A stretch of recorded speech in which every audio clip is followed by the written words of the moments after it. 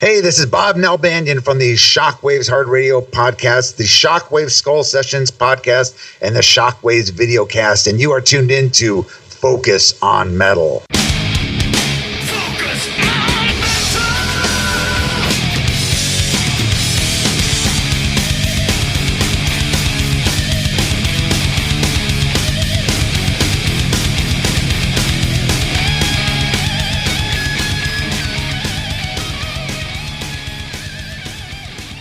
Hey, Metalheads, Scott here. And Richie.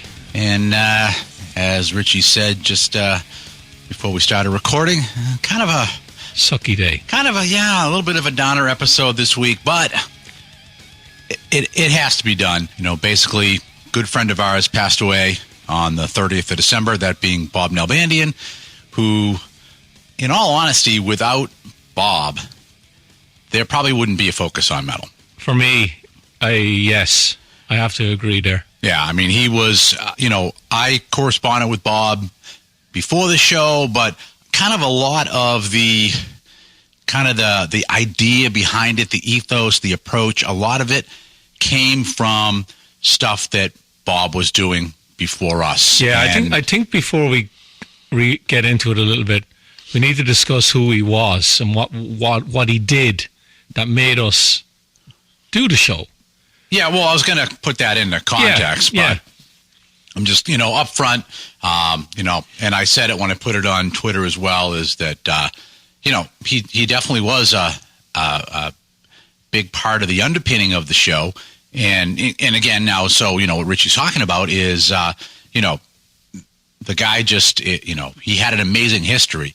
And, it hit me pretty hard, too, because Bob and I, we're the same age. And I probably would have stuck closer into a lot of the music if I had known him back in 82, but it's interesting to think that back in 82, Bob is doing his first fanzine out there with the Headbanger. Yeah. I think he started that, I want to say like April. So like that's, my senior year. And within, I want to say 6 months of that or so, I would have been on the radio doing one of the first metal shows in the Merrimack Valley. Meanwhile, Bob's out in California doing all the magical stuff that he did. But the fact that, he was really part of that whole core of that, and one of the first people to really write about Armored Saint and Slayer, obviously Metallica. It's incredible that how baked into the history that he is, and yet a lot of people don't even, unfortunately, know the guy's name. Yeah, he was... we've interviewed him a few times. Massive fan. Very, very knowledgeable. Yeah. What used to blow my mind a lot was I used to post on Facebook all these old flyers of shows. Yep. And, of course, I might ask Bob, were you at that? And he'd say, oh, yeah, I was at that show and the one 2 nights before. Yep. And I'd be like, bastard. I'd be envious, Yeah, he was always good for that stuff. But it was the thing that was so disarming about Bob too was, a lot of times he was right in the middle of the storm all the time, going all the way, and you'd never know it. The guy never had airs about him, always had good words to say.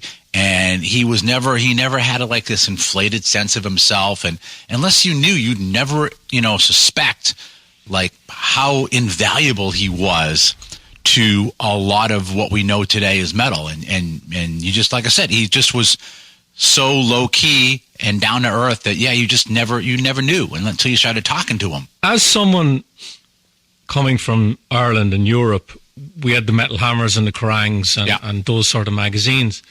Over here, did Bob write for any of those magazines, like some Metal Edge and he did stuff Circus, for Cream? A bunch of other ones as contributing editors. Cream was one of them. Okay, that he did. So he did do a bunch of that stuff, and then obviously, did he do R.I.P? He, as far as I know, he did not do R.I.P. Okay, and then he did two men's magazines he wrote for too. We had some interesting stories and talks about that one off air. Yeah, he did a lot of that. He we'll probably never fully know all of the different signings and stuff that he was involved with tons of labels as well, that he did a lot of behind-the-scenes stuff. So that's, pretty amazing as well. But just even some of the other stuff, like I know I still go back and think about, like, with the Headbanger, with the zine.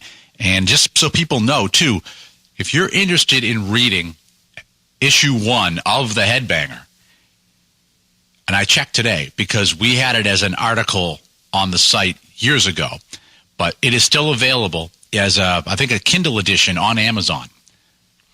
So it's like $2.99. So you can get issue 1. And what Bob was going to do is he wanted to dig all those out, and I think he was going to do it with Japanime and just try to get them all rolled out again, so that basically people like you and I could go back and read all of that stuff again.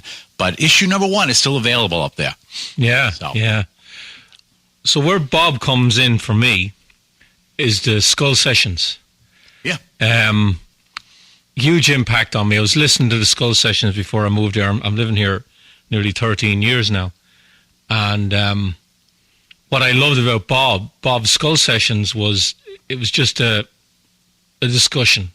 It was like a pub discussion with friends. Yeah, right. On audio as a podcast. Right, and that's kind of like I said, that's where that type of thing was a basis for. Here was like what we're doing now, which is just a couple of people just shooting the shit. And so that kind of thing that appealed to you to listen to and appealed to me to listen to, we did our best to bake that into what became Focus on Metal. And then the other one, and I had to wear it in his honor, but was Hard Radio. That's right. That was more interview based, though, than discussion. That one there, but what I liked about the Skull Session one too, and probably one of my, I had 2 that were favorites. One was one where we went back and he was reminiscing with guys from Snow, which was absolutely hilarious. That's Carlos Cavazzo. Especially the monkey story. But then the other one was he had done one of his first interviews. I think it was his first interview was with Dio. That's right. And I remember him rerunning it.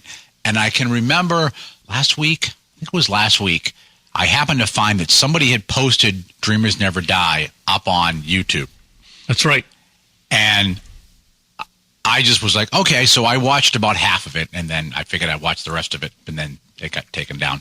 But when the camera pans to Dio's house, the first thought I had was like, wow, there was Bob pedaling on his bike up to that house, and what must have been going through his mind to go and interview Dio, and holy crap. And then you listen to the interview, and he did an incredible frickin' job on it, and just, a lot of stuff. I just think about all the stuff that Bob did, and it's amazing. I think the episode of the Skull Sessions that really piqued my interest and said, right, I'd love to do something like that. And I ended up doing it with Dio's Strange Highways. He had Bill Ward go through the Black Sabbath discography. Yeah. And I thought that was an amazing episode. Yeah. That he could get a musician that played on all those records and go through them chronologically. And he could get Bill to remember. Yeah. Now, and what he'd done before that was he'd had guys that he knew, like friends of his, like John Stranansky and I think Ron Quintana, Monty Connor, and friends of his over the years. Yep. They'd come on and they'd do the discography episodes, but he actually got Bill to do it. Yeah. And it was amazing. And that always stuck in the back of my mind, and I said, right, I'd fucking love to do something like that. Mm-hmm. And I've been fortunate enough to be able to do something along those lines, but it was Bob that really put the seed in it for me. Yeah, that's what I mean. I mean, he's baked into a lot of this, and he was always so good about, so we had Bob on the show 5 times. So probably put it in the show notes as well. But, he started off, first time he came on was episode 202, which was back in 2014. And that was to discuss, it couldn't have been 2014. That date's got to be wrong. But to discuss the Inside Metal. So the first one that came out. The documentary. Then he came back on for talking about the 3rd edition of Inside Metal. he had Carl come on at one point because he was like, I want you to talk to Carl. Carl Alvarez. Yeah, which is, again, it's typical Bob. Like, I don't want to have the spotlight all the time. I got this great guy I'm working with. Hey, can you talk to Carl instead? That's Bob. Yeah. You know what I mean? Never egotistical. Carl is another guy that comes on the Facebook page, and he'll comment on old concerts out there. Yeah. I was at the album release party, and all the guys were cool, and I was at this show at the Stone or the Omni or wherever it was. Yeah, and so we had Carl on for that, but then we had him back on for episode 405, the Band versus Brand. That's a great documentary. We had him on at episode 476 for Bay Area Godfathers Part 1, and then we had him back on again for the last time on episode 494, which was in March of 2021 for Bay Area Part 2. And, part of that thing that, Bob and I talked about too was that he liked that concept of, okay, I did LA, did San Francisco, which is great. Those are the two big nascent scenes. Then you kind of add New York into that, but he covered the ones he knew the best.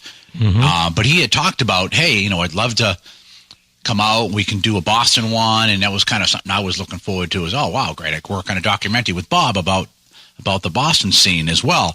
But those documentaries, they're just the way that he did those, it's almost like video skull sessions because it's very conversational. A lot of it is, on the porch talking and stuff, and it's great. In fact, it's funny because, I've got 3 copies of the first one over there because one's the first screener, then they did the new cut, and I got the next screener, and then I have an actual final copy of Part 1, and then they split to Part 2. But it wasn't until, I want to say, maybe 2 years or so after that came out that I ever watched through the credits to realize that Bob put me in the credits. And I never even knew it.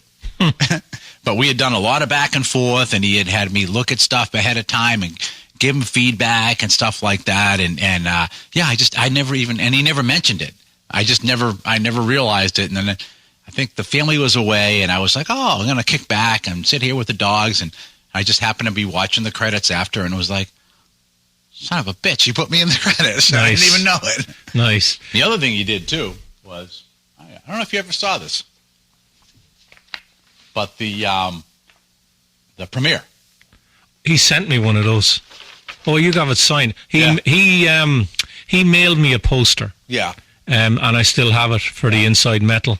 So I got Bob's signature on it. So he had put me. I just couldn't get out there. But he was like, he wanted me to go out to the premiere. He wanted me to go as well. Yeah. And I'm like, well, really? Yeah. Like I said, he was like so like just really giving and non-egotistical, and he had invited me to NAMM twice. Again, I just couldn't get shit together to go out. But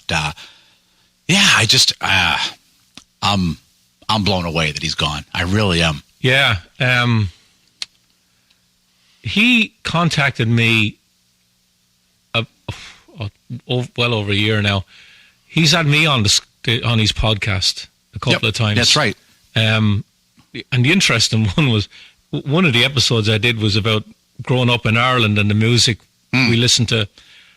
And of course, my best friend, Tom Brennan, was... he met him in LA because Tom works at Waterford Crystal, so he does a lot of traveling, right? Right. And me and Tom were on the podcast with Matt and Bob. And actually, my friend Tommy was probably in touch with Bob more than I was. He was the one who actually contacted me and said, I just found out Bob had died. And I was in shock, and of course Tom was as well. And but when you look back now, there'd really been nothing from him in a while. Yeah. And I hadn't really been in contact with him much in the last probably 6 months. Anyway, and I figured the Skull Sessions had basically ceased. You know, which he'd done before. Yeah, which he'd done. And I honestly thought he was doing another documentary. Yeah. Well, he would. I mean, that was, we talked about, it's like, why'd you, move and stuff. And it was, well, this is going to be more, it's easier for me to work and stuff like that. So it wasn't unusual for Bob to kind of drop out. And the more he did the documentaries, the longer he would drop out with periods. And then he'd come back, oh yeah, I was doing this and this. And I just couldn't wasn't contact married, was he? And he had no kids. No. So he could move around. Yeah. So I got used to him just like either dropping off or the skull sessions would drop off or something and then come back. And it was kind of, usual behavior. So you don't really think much about it, Yeah. Yeah. And you were lucky to get on. I want to say it was either 2 or 3 opportunities I was supposed to go on to do new album stuff. And then he hit me up and because then he had somebody who was more of a, like a band name. And it's like, yeah, of course. You're much better off doing that, especially for the show and stuff. It's kind of like compare me to them. It's that's what blew me away. He'd contact me and say, Richie, I want to do a Skull Sessions. Will you come on? And I'm thinking, you want to ask me? Yeah. I was like, I'd love to do it, but, and thank you. Yeah. But I'm thinking, like, you could probably get Joey Vera or, someone with a higher profile name than me. And he just didn't give a shit. He no, I just want to talk to you and you can come on and we'll shoot the shit and do an episode. And I was like, wow, thanks. Yeah, that's Bob. That's part of what, I liked about the guy is that he had no ego at all. And he was just really giving all the time. I don't know how big a follower you are of the Classic Metal Show. But I know they did. They did the first retro that they did out. Yeah, I tweeted that out too. Yeah, I know Chris Aiken and Neely had hit him very hard, and they were very good friends with Bob. They knew him a lot better than we did. And Bob was on the CMS.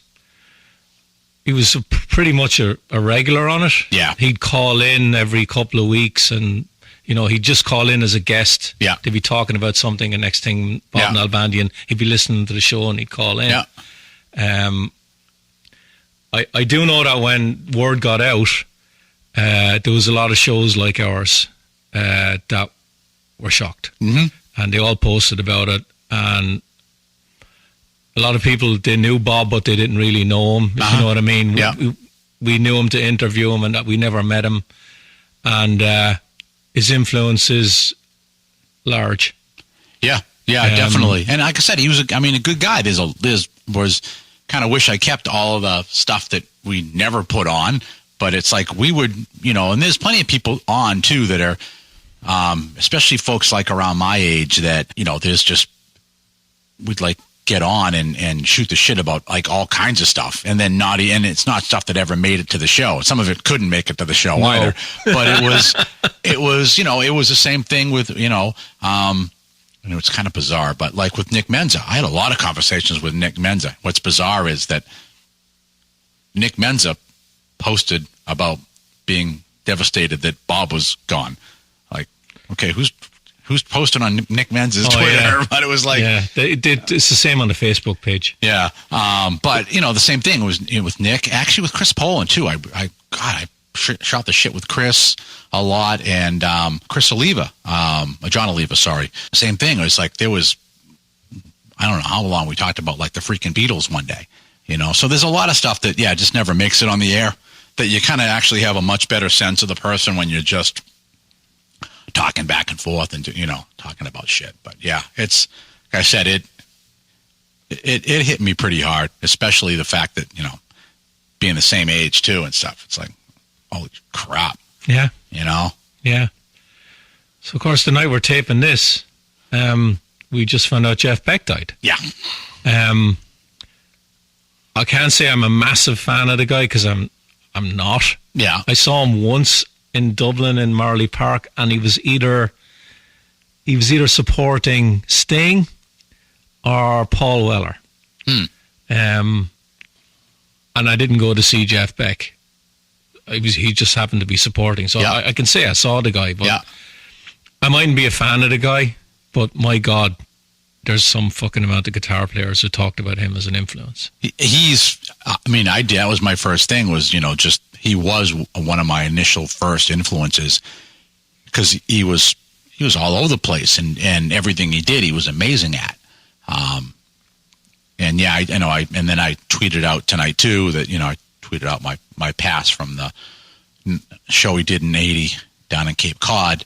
But he would even pop up. He popped up down the street here one night at the back page. No way. Yeah. And the pub? It was, can't remember who was playing that night, but he was basically in town and he popped in and he jammed. And I got like, hey, do you know Beck's down here playing?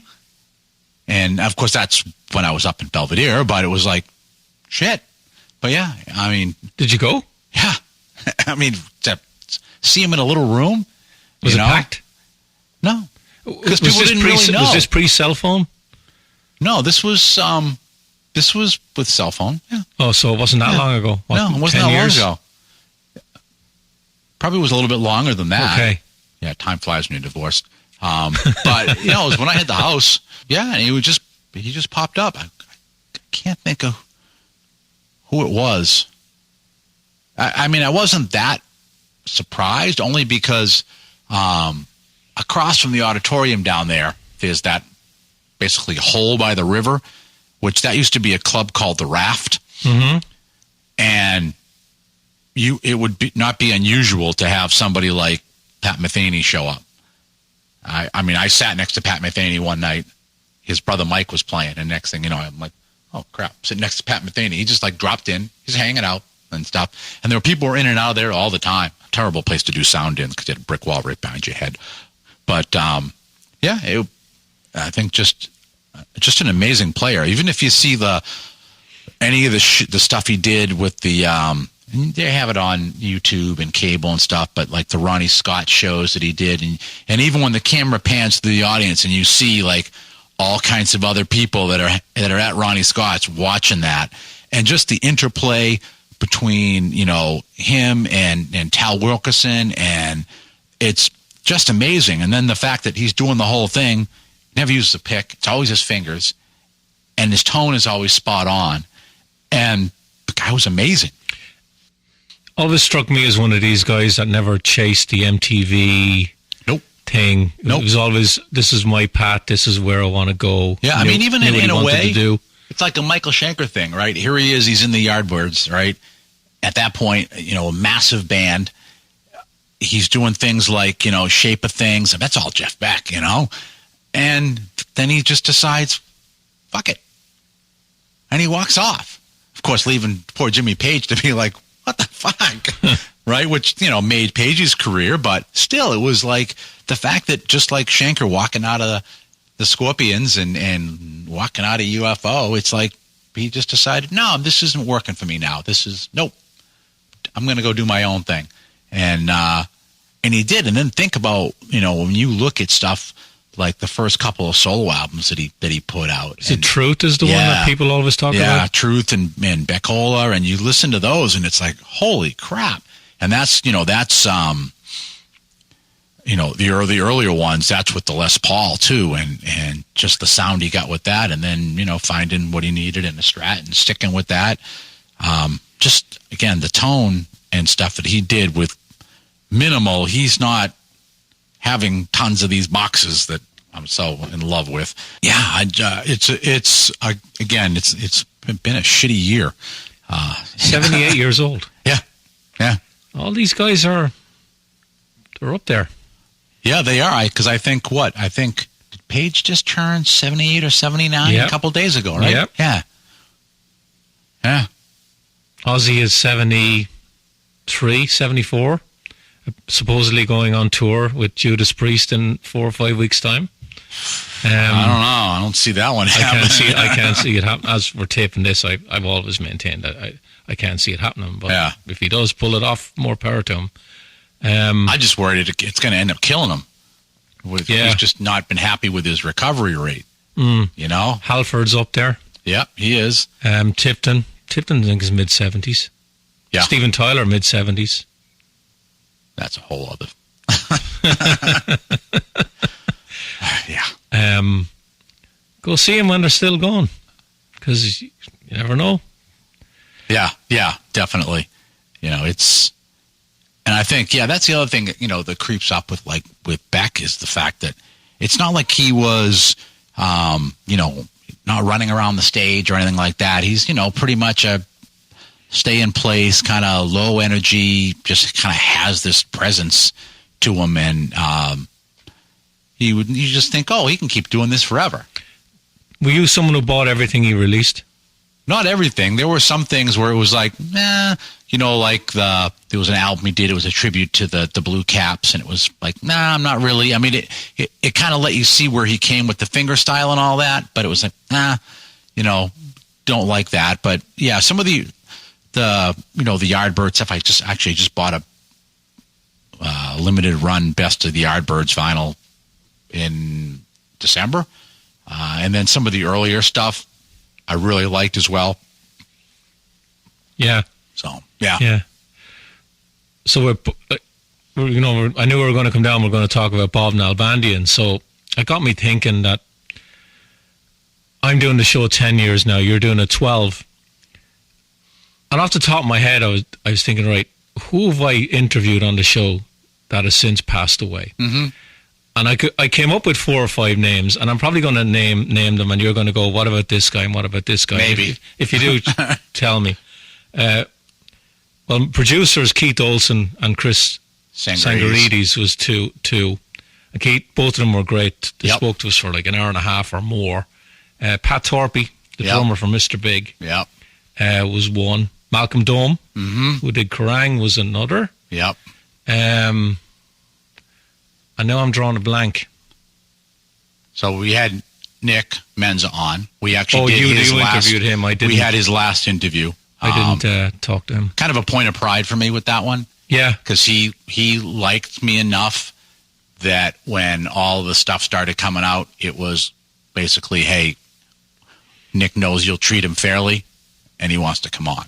And yeah, so we were his last interview. So, but I was, like I said, it was I mean, like you do too. You get people that say, wow, I really like that interview that you did and stuff. And it's like, great. It kind of makes you feel good. And knowing that he, wanted to do that, it sucked when he, passed away shortly after. But yeah, that was another one was Nick. And we've done so many interviews.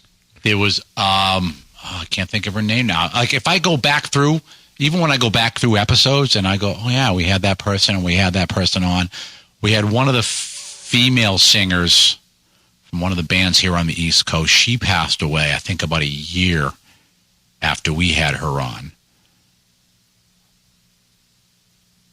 And I know we had more than that because I think at one time we had this almost sick thing we had of like, well, geez, every time we talk to somebody, they die or they get sick. Yeah, but yeah, and it's weird too because I go and you've got like IDs from these people, and it's like, well, I can't really play that ID anymore. Just because they're dead. It's just weird. It just feels weird to do that. I'm fortunate I've been able to speak to these people.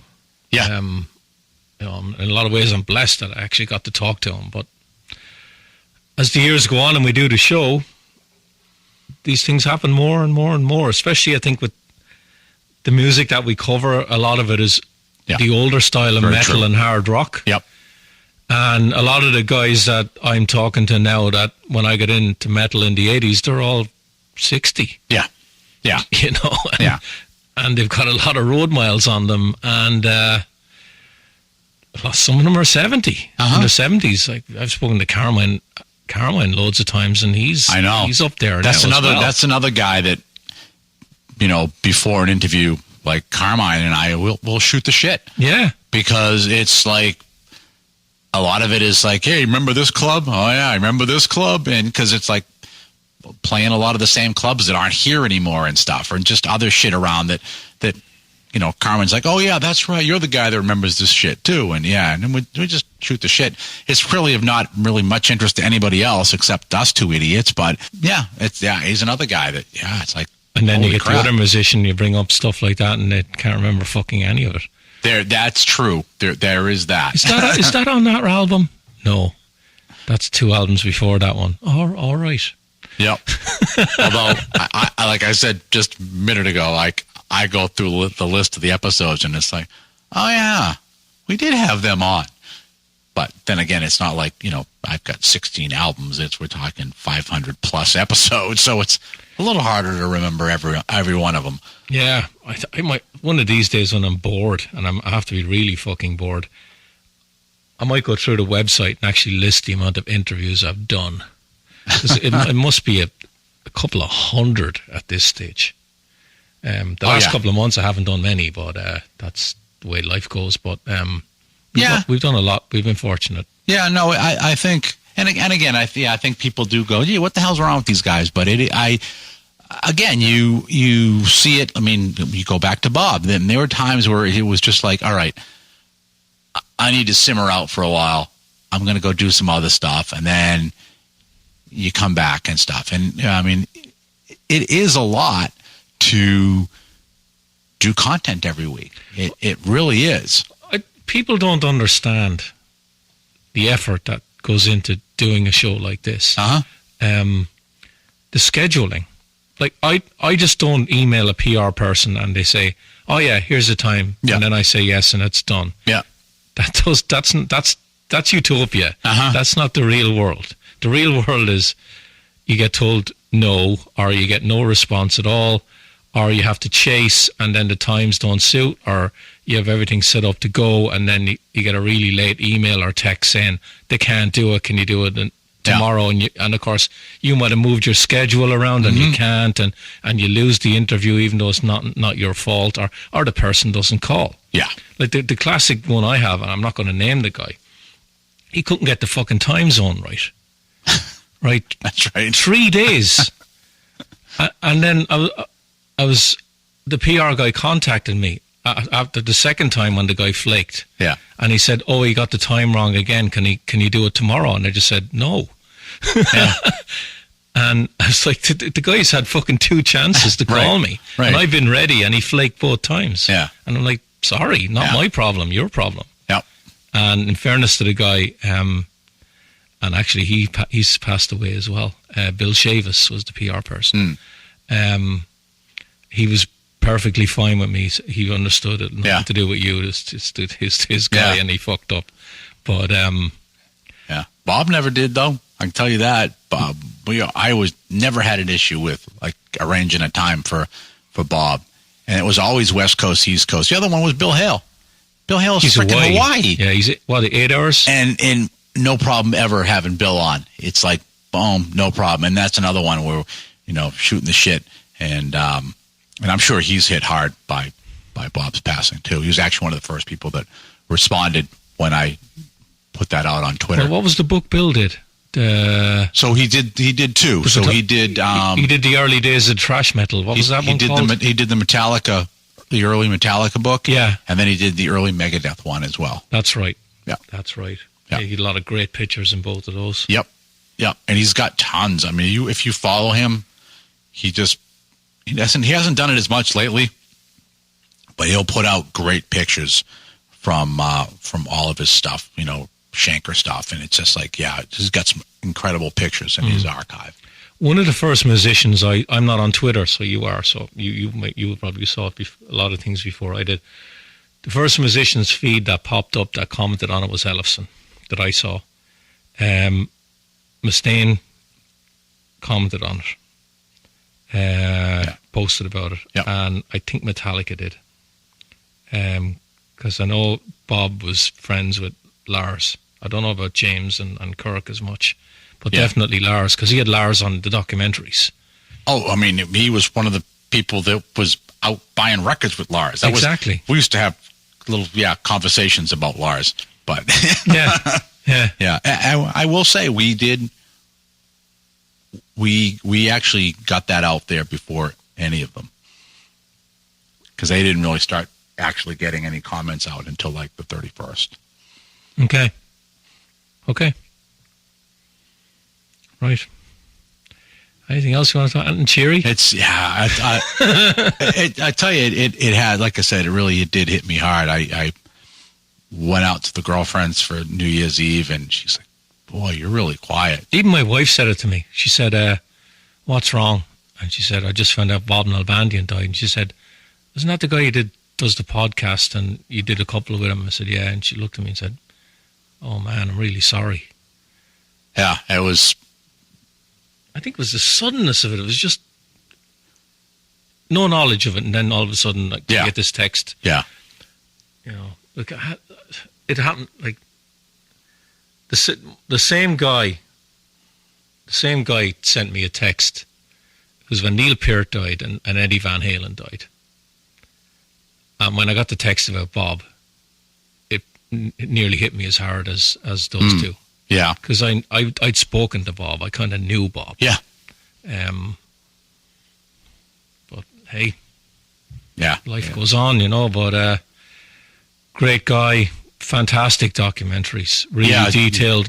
Definitely go out. You know, if you haven't yet, check out the Inside Metal series. There's a lot of them. I mean, the idea that, and you can, listen to the podcast as well. We talked to Bob about it, but I mean, he had such a massively awesome idea because everyone thinks that, the LA scene started with like Poison, and it didn't. And Bob was there. And so that whole first part of Inside LA Metal, where he is talking with people like Stephen Quadros and Carlos Cavazos and those guys that were part of that early scene before all the glam and stuff. And people don't realize that at the time that, Eddie's doing his stuff out in Pasadena, you have George Lynch in LA, and part of that underpinning and how it was more of the hard rock. And, Bob brings all that out in a great documentary format. And then it isn't until really on part 2 where you get, okay, now you have more of the hair metal coming in those bands. And then you have the thrash that comes in part 3. But he did it really well because he puts that really good underpinning, and he's talking to people like Mitch, who we had on the show as well, was, so like really integral to being an influence even on Eddie. I mean, Eddie will say that. He mentions it in that book I just finished as well. And the fact that Bob brings out even all these bands, and then you look and you go, oh, wow, that guy was in this band and that guy was in this band, and you start to connect the dots too of where a lot of that, and nobody was really going to bring that out except Bob, and he did a great job of it. And just looking at it in a different way, and all of the just sitting on the porch talking to people and just getting that backstory, and just really, really well done. And I would hope that at some point, Carl or the folks at Cleopatra or whatever come and decide to take a lot of that other footage that Bob did, because there is a shitload of it, and make like some additional content as well, because he is like an archivist and a historian for all of this, and that's part of what he was trying to do. And yeah, there's just so much more stuff that would probably be great to get out, and it's just a matter of sifting through it and doing it. And then then going on with the Bay Area stuff, which is also just a really good 2-part documentary about that one. I think he did an awesome job with that. And again, going back to the beginning stuff and really placing bands like Y&T and how important they were and stuff was great. And then even, band versus brand. See, the thing with Bob was there and he lived it. Yeah. If you were from an outsider coming in, you'd have to do all this research. Mm-hmm. You hope to ask the right people to come on and talk about it, and you hope to get them. Bob knew who to ask. He knew what questions to ask. Yeah. He was friends with a lot of these guys. You knew it was going to be handled really, really well. Yeah. And you already brought it up that they could have put Lars on for an hour on each one. Uh-huh. And they didn't, because he had to get the snow guys, and he had to get the sound barrier guys, and Hyrax and all these lesser known names, because he wanted to tell the story properly. Correct. And the thing is that to do it. Bob, like I said, Bob lived it. He wasn't a fanboy about it. He loved that he was a part of it, and he wanted to be able to show like all of it, warts and all, to everybody in the best way possible, as opposed to gilding it or anything else. And I think he accomplished that. He definitely did. Yeah. He definitely did. And I agree. I'd love to hear a lot of the stuff that didn't make it, because we know that there's shit tons. Yeah. All these documentaries are all the same. They have an hour and a half, and they probably have 10 hours audio. It's what to cut, and yet still have it flow. Right. Will it get out there? I can't see it, but it's something I'd love to. Well, the thing is that his collaborators, so guys like Carl, they were just as involved and as avid about it as Bob. Yeah. And they love doing it with Bob. So there is kind of a thing there of like, how do you carry this on if you wanted to and do it right? And I think they could. And so it isn't just like, you've got some faceless entity that he was working for doing it, and he got a lot of support from the people at Cleopatra as well. So, I mean, if it was a normal type of thing, they would have forced him to cut that thing down to single DVDs and go, no, we're just putting out the one, cut the hell out of it till we can get this one little single product we want and stuff. And they didn't do that. It was like, no, you know what? No, this has to be done the right way. If it's going to go across 2, we're making 2 parts. That's it. Or 3 parts. Yeah. So it's I think they're really well done. And the other thing probably too, we probably both look at it in the same way of wanting it, because it's almost like having like a video podcast from Bob as well, because it is that conversational thing we loved listening to with the Skull Sessions, and you're having it with people that you would definitely want to see on a show and hear like all that stuff from them. Other than Sam Dunn, who else is doing these documentaries? There's not many. There isn't. I can't think of the guy's name. But there was a guy up in San Francisco who's been doing that too. And there's the one that Harold O did. And that other guy was involved in that one as well. And there's a couple. And I don't really see them. They all seem on to be like about cable. They but all I seem definitely to be see about, them on YouTube. They all seem to be about specific bands, though, not genres. From what I can see, there's been some stuff on San Francisco. There's been like things on hardcore and some things on thrash.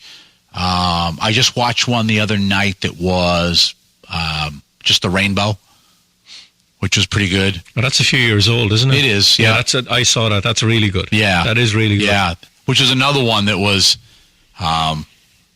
probably picked a bad week of watching it after Bob passed away, but it was because that one there, they did it in a very clever way where you've got Mario talking and you realize the whole thing was made posthumously. You ever go to the Rainbow? No. I mean, no. I was in LA and I never went. I don't know why. No, it was. So when I was in LA, and that was the ex-wife's modeling thing that year, was at the Palladium, their like yearly convention or whatever. So Saturday night was that, and then so we went Sunday. We went out on the Strip, like, yeah, let's do that, and everything was closed. So I was in the Alvarez store. Like, that was about the only thing that was open. What was funny was going in there, and I'm looking around and stuff, and the guy was like, he's, oh, your accent, you like from the East Coast? I'm like, yeah, from Boston. He said, oh, you guys have an incredible music scene out there. And I'm thinking, you're in LA. Not really. Everybody's in LA. Yeah. It was like, I mean, we got some cool bands, but it's not, it wasn't that. But I never got a chance to go to the Rainbow. Okay. Yeah. So what else are we going to talk about, or you want to wrap it up? I'm glad we did this. It was really, I think, important just to kind of get some thoughts out on Bob. A lot of respect for the guy. And like I said, I literally don't think I would have wanted to do a podcast if it hadn't been kind of listening to what Bob was doing and being like, yeah, I like that. I like the way that he's doing that. I think I would have just stayed with just playing and mixing and, and all that and not really done anything else. But I think it brought me back into doing kind of, quasi radio again and stuff. And again, a lot of it, was Bob. And again, it's cool. I mean, I don't know how he was able to intake everything. Granted, he was, part of the cast iron ring. I think you were on the show at that point, right? When we had the cast iron ring? Okay, I thought so, yeah. I actually still have that app on my phone. But, he would always, call and be like, hey, I liked what you said in this interview and how you did this and how you guys are doing this. And he was always like, wow, I like that. Or, you know what, I'm going to steal that. Or like, yeah, whatever. Like, always had a good word about everything. Always had great feedback, honest, and let you know, like, whether, you were kind of on a good path or not. So, and I guess, when I talked about and put out on Twitter that, I thought of him as not just as a friend, but as a mentor, is that he did give a lot of guidance to what we're doing. Mm-hmm. Yeah, it will be missed. Yeah, definitely. Yeah. That's a good way to finish, I think. All right. Thanks, Bob. Yeah, definitely, Bob. Thank you. And that is a wrap for this week. So for myself and Richie, have yourselves a great metal week. And until we talk to you again, as always, remember, focus on metal. Everything else is insignificant.